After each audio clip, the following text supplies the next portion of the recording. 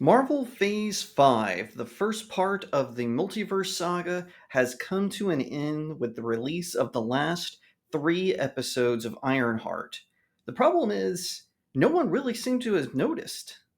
Cause I've been living life right like I could just die any minute. Going for a ride down the side. Hi everyone, my name is Jacob Berry. Welcome to the StudioJake vidcast where I talk about all things pop culture. Be sure to like, share, subscribe. If you're watching on YouTube, ring that little bell to get notifications when I post a new vidcast, and consider becoming a channel member. If you want to support me in the work that I do, head on over to my Substack, studiojake.substack.com, where you can find even more articles on pop culture topics. Okay, so Marvel Phase 5. I have seen almost all of the movies that have come out as part of Phase 5. I have watched almost none of the TV shows. So this video won't be a review, so to speak, but just an explanation as to why I think Phase 5 fell apart.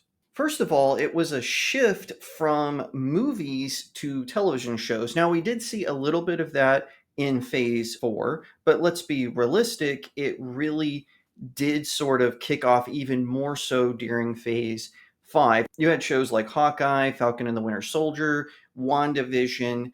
The problem with those shows was originally Kevin Feige and Bob Iger, when they launched Disney Plus, where all of these TV shows have aired, they said that they were meant to be like fill in the gap moments for Marvel. However, that ended up not being the case. For Falcon and the Winter Soldier, you have to watch that before Captain America Brave New World. You had to have watched WandaVision before Doctor Strange in the Multiverse of Madness, and so on. So it didn't really make sense for people who weren't subscribers to Disney Plus to go into these movies because they were downright confounded. Who are these characters? What are they doing here? Why are they in this position? I didn't see this in the movie. Some of that fault, yes, lies with Kevin Feige, but a lot of it lies with Bob Iger, who really wanted to push Disney Plus as the place where you can find all of their franchises like Star Wars, like Marvel. Now, Star Wars, they didn't really do that.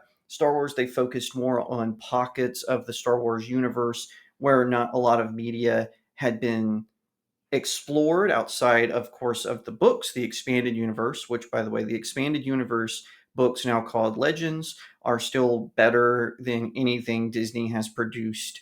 So back to Marvel Phase 5. A lot of that problem started because they focused too much attention on the Disney Plus shows, and that drove people not toward the movies because they thought, well, I don't want to go back and watch Loki season 1 to understand what happens in Ant-Man and the Wasp: Quantumania.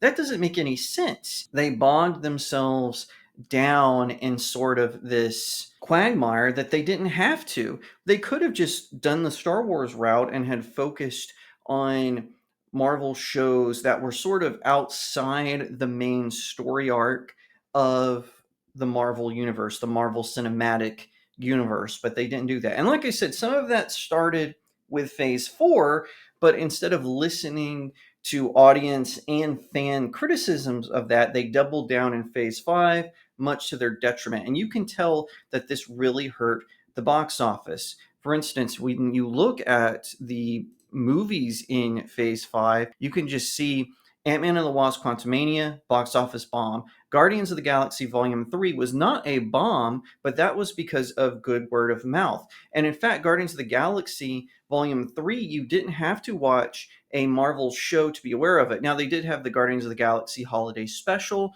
but you still didn't have to watch that to understand what happened in the third Guardians of the Galaxy. With the Marvels, you had to watch Miss Marvel and WandaVision. You had to do homework twice over. Now, I like WandaVision. It had a good start, setup, but the finale kind of let me down. I haven't watched Miss Marvel. However, a few people have told me it's not as bad as some of the other shows. It's just more like a teen dramedy, which it sometimes that's my cup of tea, but generally not. Now, Deadpool and Wolverine, you didn't have to be familiar with the Marvels, with any of the MCU stories at all. You just had to be familiar a little bit with the X-Men universe and with the Deadpool trilogy. So that was a huge success. And also Sean Levy, he's a very talented director. So he was able to pull from the dedicated fan base of that, and in my opinion, it worked. Will that transition the X-Men into the Marvel Cinematic Universe? Don't know, but perhaps that's at least one of the standouts. Now, Captain America Brave New World was very interesting because you had to be familiar with Incredible Hulk 2, Captain America Civil War, and the Falcon and Winter Soldier to get ready for that movie. And so people went into it, and I wasn't as harsh with it on my review on my website. You can read my review of it, but I was kind of meh with it because it's a Hulk movie, but with Falcon as the main character pretending to be Captain America. So it didn't work. Now, I've heard basically what they did for this movie was they took the plot for the Incredible Hulk 2 because for some reason Marvel still doesn't have the rights to do just a Hulk standalone movie, and Universal won't give them the rights back because Universal did the Hulk and the Incredible Hulk. It's in this weird limbo, so they took the plot outline for the Incredible Hulk 2 and then a different movie which was going to be called Captain America the Serpent Society, and they kind of merged those movies together to create this.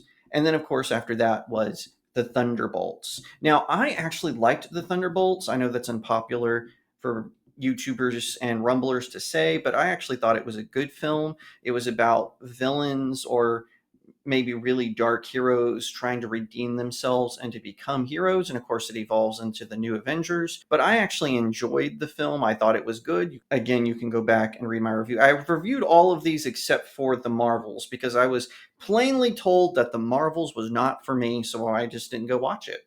All right, so the second reason is they took the focus off the Avengers. After Avengers Endgame, there was no reason to do any of the other titles outside of maybe if you wanted to do another Thor film or if you wanted to keep doing Spider-Man films. But the other characters just weren't popular enough to carry their own franchises. So they should have focused on the Avengers branding and then just got Winter Soldier for this one, Falcon for this one, the Vision for that one, Shuri for this one, and had just done like sort of homage pod films and let the Avengers be kind of like what Shield was supposed to be, where they're going on these missions, make it where it's about, hey, we have to save all the people of this island. Hey, we have to stop this disease from reaching out. Hey, we have to stop the Sentinels from taking over New York City.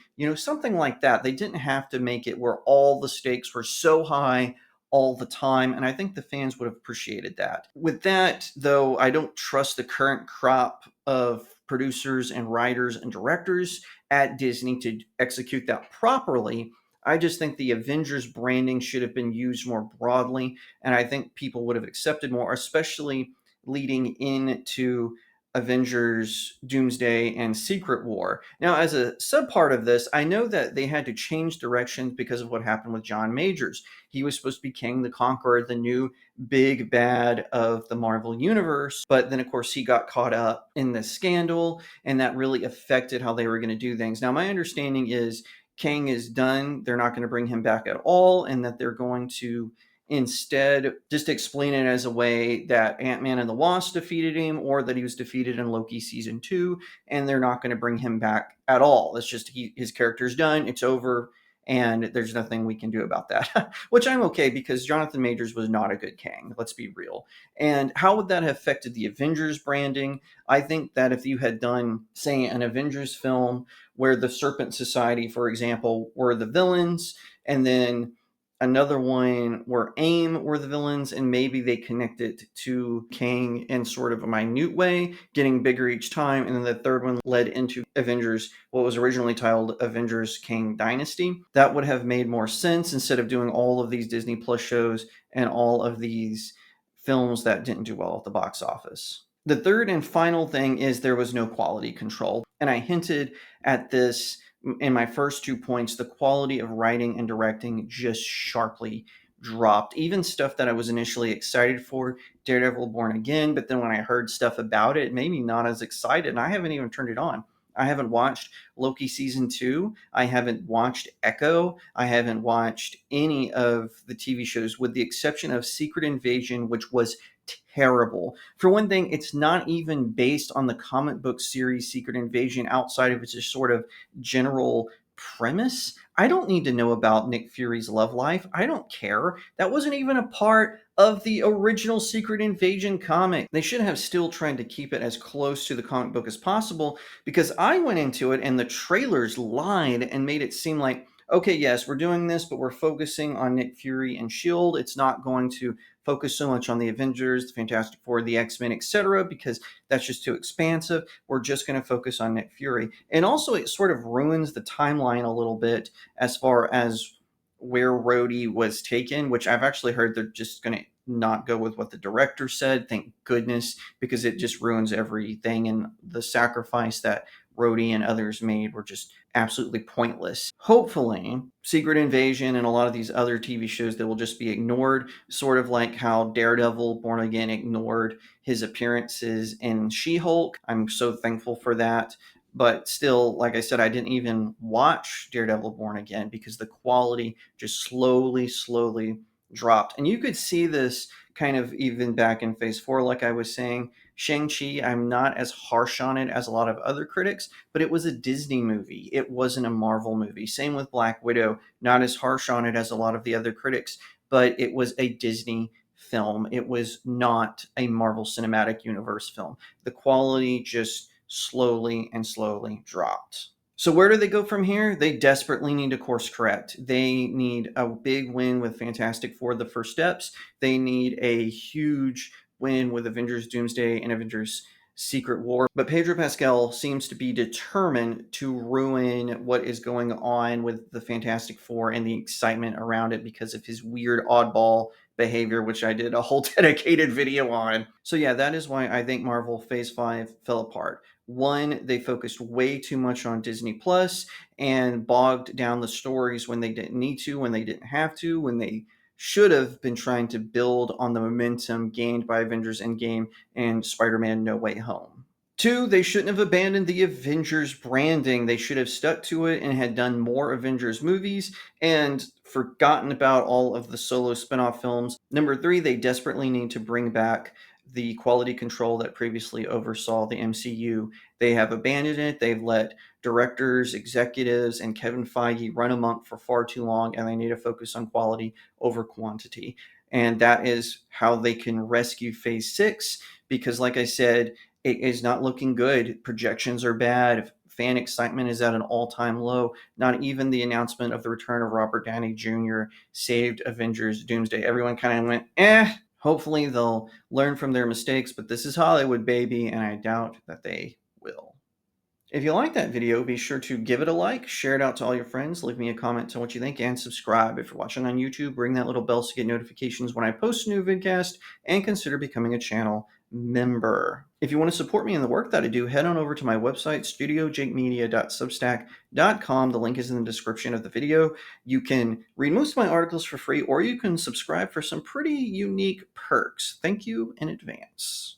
At that same website, there's a conveniently titled Buy My Books section. You can click on that and you will find links to all of my books. And best of all, they're all available on Amazon. So pick up one or all four, leave me a 5-star review. It really helps out small indie creators like myself.